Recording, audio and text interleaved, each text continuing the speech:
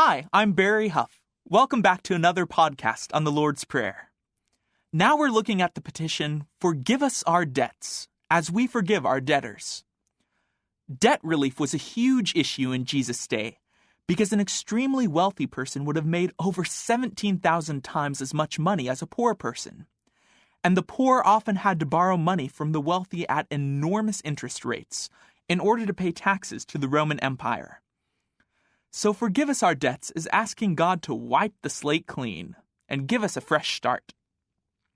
You may have heard people pray, "Forgive us our trespasses," which is simply a different translation of the same Greek word, often translated as debts.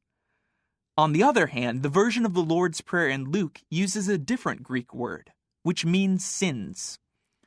It may be that both Greek words are translations of the same Aramaic word, which literally means debts, but can also mean sins.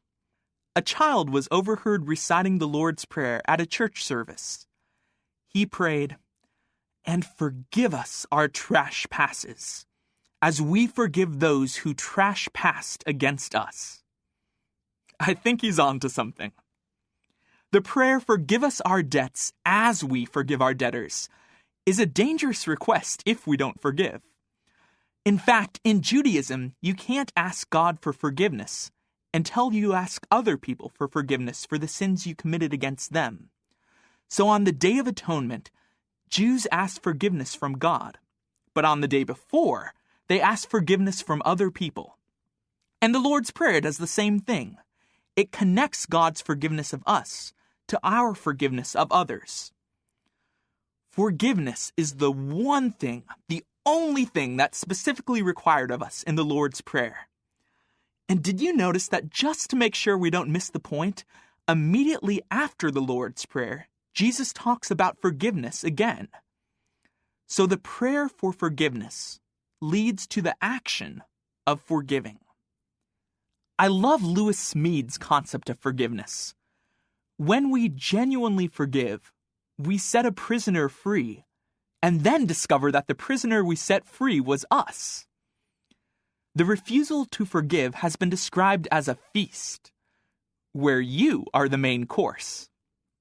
So really, forgiving someone else frees us to move on in our lives.